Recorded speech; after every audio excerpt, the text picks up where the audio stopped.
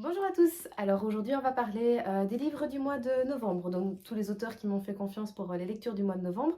Mais tout d'abord un grand merci parce que vous avez encore été nombreux à réagir sur les liens en privé et les auteurs à venir me demander pour faire des services presse ou pour les chroniquer. Donc voilà, c'est vraiment un grand merci parce que je suis toujours super heureuse quand je reçois un message.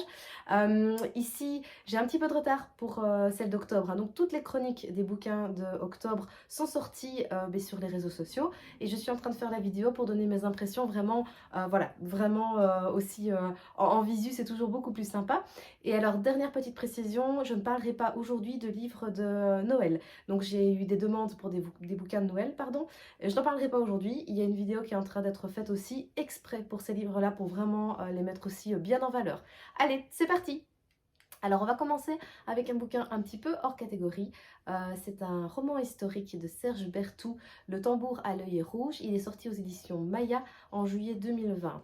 Je l'ai déjà lu ce bouquin parce que j'ai déjà fait la chronique. Franchement c'est un bouquin super. Alors je ne vais pas en parler beaucoup parce qu'on fera une vidéo débriefing. Mais en tout cas ce que je peux vous dire c'est que si vous aimez un petit peu l'histoire ou justement vous ne savez pas trop, allez-y parce que vous allez voir c'est un bouquin super avec des recherches vraiment incroyables mais avec une belle part de roman dedans aussi qui fait qu'en fait vous ne savez que vous y attacher. C'est vraiment un bon bouquin historique. Voilà, j'ai vraiment hâte de pouvoir en parler plus longuement. Alors ici on commence avec les romans et le premier c'est de Wesi Toulat, Loin de n'être qu'une simple histoire de sexe, qui est en auto-édition et qui est sorti en août 2021. Pour les gens qui me suivent, ils savent que j'ai déjà travaillé avec cet auteur-là pour son premier bouquin. J'avais adoré, sincèrement, j'avais vraiment adoré parce que c'est pas du tout ce que vous vous attendez, c'est innovant, sa façon d'écrire est vraiment différente et percutante aussi. Et donc voilà, je suis contente de recommencer l'aventure avec lui. Ici, on va parler d'un garçon qui ne croit pas en l'amour, mais qui a une passion mais de fou, c'est les chevaux. Et il va décider d'aller à un spectacle où les chevaux sont vraiment mis en avant. C'est un énorme spectacle en été. Mais il va sûrement y avoir des petites péripéties dues à un pari apparemment. Donc voilà, j'ai vraiment hâte parce que je sais que c'est un auteur qui a vraiment une très belle plume, mais qui vous surprend à chaque fois et qui est là où vous ne l'attendez pas. Donc voilà, il n'y a plus qu'à le lire tout simplement. Le suivant, c'est Terry Govart avec le livre Rester du verbe pas partir en auto-édition et qui est apparu en avril 2021.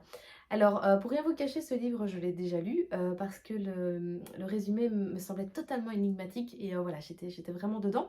Là aussi, mais je ne vais pas vous expliquer mon ressenti, je vais juste vous expliquer plutôt le résumé et ce que je vois dans ce livre. Donc, c'est Marlène, une femme voilà, qui a eu beaucoup de soucis en étant petite, qui est avocate, qui se défend pour sa cause, pour les droits des femmes et ce genre de choses, et puis qui peut-être à un moment va en avoir marre et va partir dans une petite ville. Et de l'autre côté, on a un homme qui lui se débat avec sa vie de famille depuis que sa femme est partie. C'est dans le village de Royan, j'espère que je le prononce bien. On va vraiment découvrir tout le village et toute la culture aussi. Mais déjà, franchement, au résumé, ce bouquin me plaisait beaucoup parce que je me suis dit, oh, je sens pas la romance classique. Et de fait, c'est pas du tout ça. Voilà, je vais pas aller plus loin parce que je veux pas déjà vous donner mes ressentis, mais sincèrement, allez lire le résumé qui est plus long que ce que je vous ai expliqué. Je pense que ça pourra déjà vous donner une bonne idée. Mais en tout cas, là l'auteur vous prend au tournant et vous retourne et c'est parti. C'est vraiment un livre magique. Là aussi, j'ai vraiment hâte de vous donner déjà mes impressions. Mais voilà, on est sur une très belle romance. Alors le suivant, c'est de Hervé Devaux, Tout est sous contrôle ou presque, en auto-édition et il est paru en mars 2021. Alors celui-là, il a l'air complètement fou. Il a l'air, en fait, il a l'air d'être super. Ça a l'air d'être une bouffée de rire incroyable. En fait, c'est une fille, voilà, qui a une vie un petit peu chaotique, qui a des problèmes dans son boulot. Elle a un chat qui apparemment est complètement fou. Et en plus, elle doit s'occuper d'une nièce pendant une semaine. Et voilà, et bon, il va sûrement y arriver plein de péripéties. Euh, rien qu'à lire le résumé, en fait, on sent mais cette joie, mais pétiller et ce côté humoristique. J'ai l'impression que le personnage, elle va être voilà, complètement folle, que son chat va faire plein de péripéties. Vraiment, mais j'ai hâte de lire ce livre parce que j'ai l'impression que je vais passer un bon moment d'humour et voilà, et ça va faire sourire et que ça va vraiment faire du bien. Alors ensuite, c'est Talibanière avec Après son ombre, qui est le tome 2. Donc c'est la suite directe de Dans son ombre. J'ai eu la chance de chroniquer son premier pour le mois d'octobre. D'ailleurs, je vais bientôt en parler mais de vive voix dans une vidéo. C'est un bouquin qui est sorti en septembre 2021 aux éditions Rédactive. Alors, le 1, sans trop avancer sur la vidéo de présentation, le 1 m'avait déjà laissé vachement scotché et alors l'auteur ne vous aime pas parce qu'elle vous fait des fins juste pas possibles. Donc vite, vite, vite le tome 2.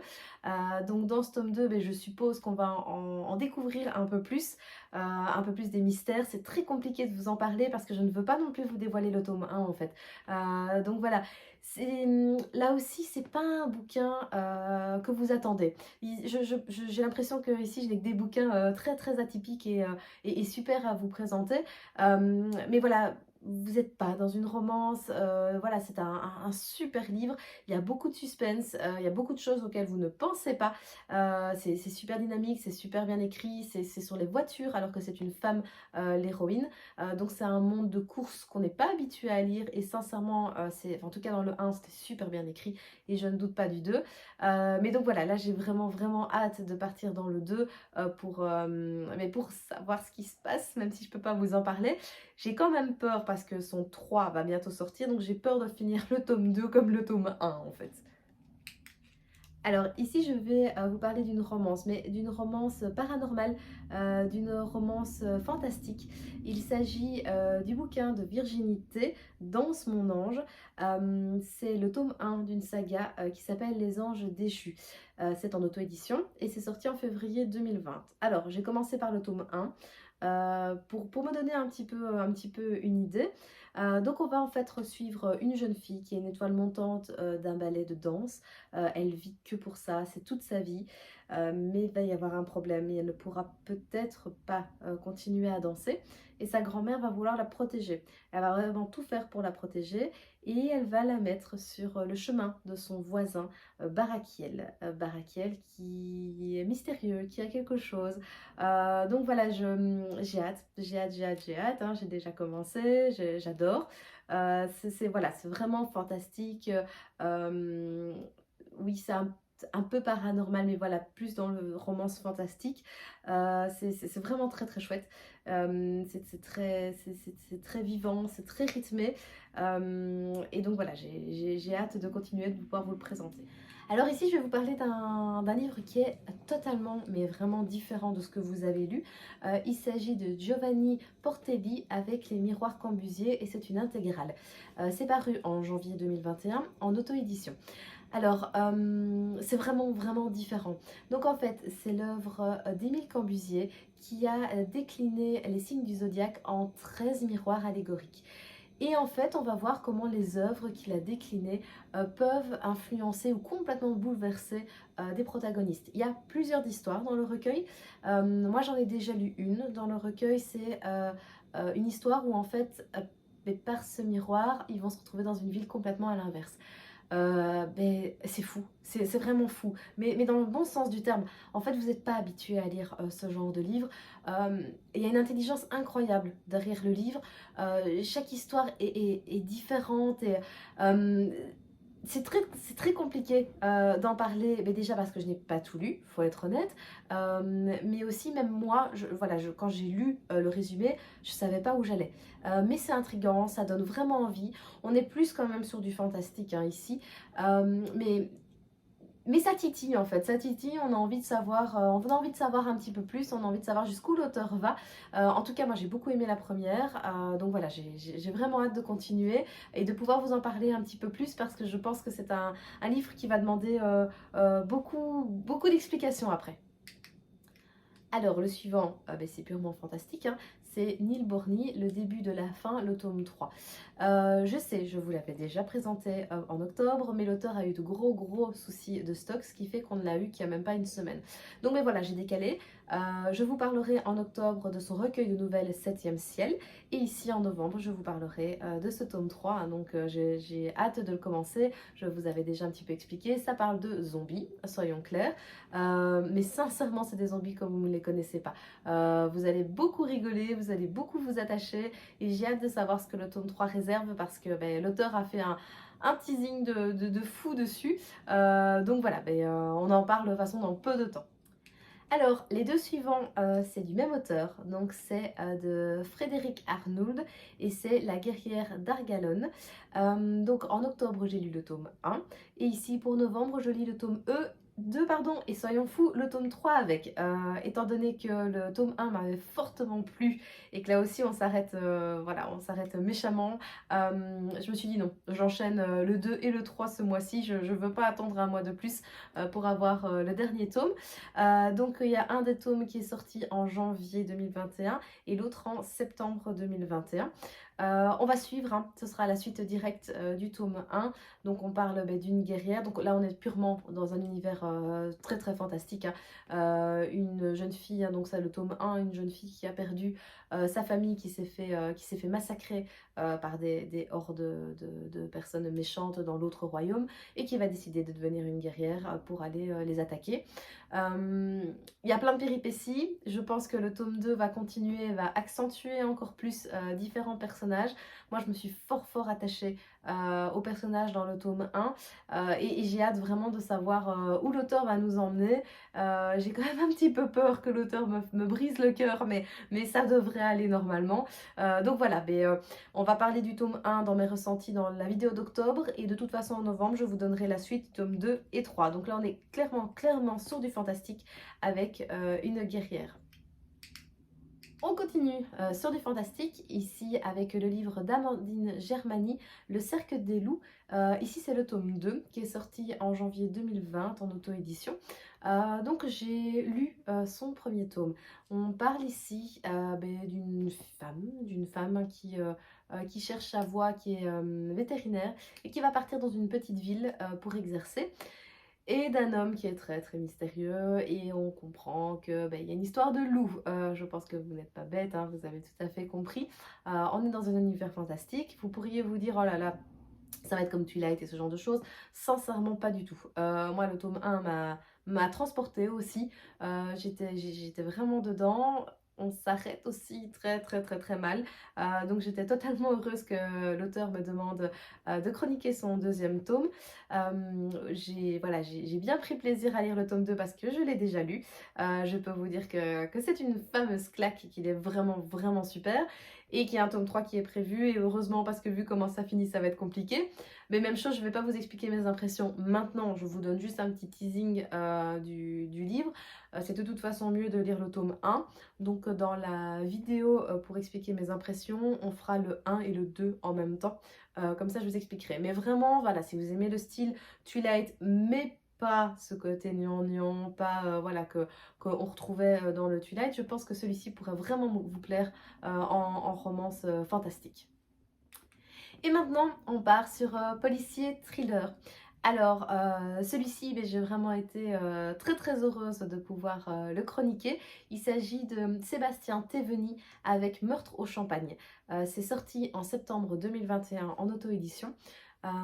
C'est un policier. C'est un policier, un très bon policier. Alors, si vous ne connaissez pas l'auteur, allez voir sur Amazon, on en parlera aussi. Mais c'est un auteur qui a déjà un beau palmarès à son actif. Et celui-ci donne juste envie. Ça se passe en Champagne, hein, donc il va y avoir un meurtre, mais il y a aussi, de ce que je comprends, une histoire de famille avec des lourds secrets, des conséquences, et tout ça va être dévoilé.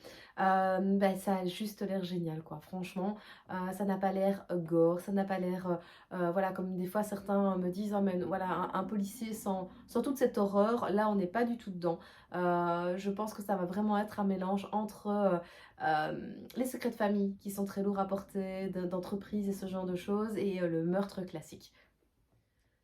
Ensuite, on va parler de Michel Lecoq avec son livre Pire que tout, qui est sorti aux éditions Alter Réal en septembre 2021. Là, on est vraiment dans un thriller. Il va y avoir des meurtres angoissants à Marseille, mais qu'est-ce qui relie ces meurtres vraiment barbares? On parle aussi d'une photographie, d'une vieille photographie, d'une société pharmaceutique dans un campus. Voilà, il y a plein de choses et il va falloir voir si elles se mêlent ensemble. Pour ça, il va y avoir un enquêteur, un ancien flic qui va un petit peu enquêter sur plusieurs pistes et peut-être qu'elles vont se rejoindre ou pas, mais en attendant, c'est un bouquin qui me donne vraiment envie.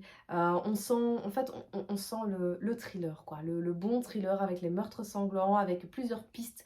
Mais est-ce qu'elles vont se rejoindre? Est-ce qu'il y a quelque chose? Voilà, ça me plaît vraiment beaucoup. Donc j'ai envie de pouvoir m'y plonger au coin du feu le soir, mais pour pouvoir vivre ça. Alors ici, je vais vous parler de Gwenaëlle Pontivy avec Altération accidentelle qui est sorti en mai 2021 aux éditions Book on Demand. Il a l'air juste terrible en fait ce bouquin. C'est un recueil de nouvelles qui explique le moment où votre vie pourrait basculer, un simple accident ou voilà autre chose. Et donc en fait c'est des instantanés de chaque vie au moment où votre vie peut basculer pour une chose ou l'autre. Ça me plaît beaucoup parce qu'on ne sait pas à quoi s'attendre. Et à mon avis ça va être terrible. Donc voilà, c'est vrai que j'ai pas su forcément le classer. On le classera après la lecture. Mais là j'ai vraiment hâte. J'ai vraiment hâte de savoir jusqu'où l'auteur peut aller et ce qu'elle peut nous dénicher. Et enfin, je finis avec un bouquin qui a l'air vraiment extra. C'est Christian Guillerme avec La Corde de Mie aux éditions LBS Select. Attention, il n'est pas encore sorti. Il sort le 17 novembre 2021, mais je pense que vous savez déjà le précommander. Alors, je connais déjà cet auteur parce que j'ai déjà lu 2-3 ouvrages à lui. C'est un auteur qui a une plume vraiment dérangeante. Sur le coup, on est aussi dans un thriller. Il a une plume vraiment dérangeante. Voilà, il sait vous mettre direct dans une ambiance très malsaine, très sombre. Donc voilà, ça c'est totalement chouette quand vous cherchez ce style. Ici, je pense qu'on va être plus dans un thriller un peu à huis clos qui va être dérangeant. Donc en fait, il y a dans l'univers rock parisien, il y a eu un meurtre d'un groupe. Et quelques années plus tard, un autre groupe qui répète qui n'a rien à voir va voir un individu un petit peu space répondre à une de leurs demandes pour un chanteur. Et cet individu va revenir plusieurs fois et ça va poser des soucis. Et on comprend bien qu'il est dérangé. Donc est-ce que l'histoire va se répéter? Est-ce qu'il va encore y avoir un massacre de groupe? Voilà, ça a l'air très angoissant. En même temps, je pense qu'on va voir aussi les limites ou pas de l'humain quand il veut survivre. Donc voilà, j'ai hâte parce que ça a l'air vraiment très angoissant. Et voilà, mais moi je suis totalement fan de ce style. Donc voilà, il sort lui le 17 novembre. Donc je vous en parlerai à mon avis le jour même. Et puis on refera une vidéo pour débriefer tout ça. Et voilà, c'est tout pour les livres de novembre. Donc encore une fois, un grand merci parce que voilà, j'en ai beaucoup à lire. Mais de toute façon, donc sur ma page Facebook et ma page Instagram, n'hésitez vraiment pas à aller vous abonner. C'est les livres de Cass. N'hésitez pas non plus à venir commenter, à venir me trouver en privé, que vous soyez lecteur ou auteur, que vous ayez des questions, des demandes. Voilà, il n'y a pas de problème. Je suis vraiment là pour vous aider et pour passer en fait un bon moment d'échange, quoi. C'est juste ça. D'ici peu, on aura la vidéo avec le débrief des livres lus en octobre. Fin novembre, on aura celui du débrief des livres lus en novembre. Et je suis en train de vous préparer la vidéo pour les livres de Noël. Mais donc voilà, j'espère que ce petit moment vous a plu. Et à bientôt. Au revoir.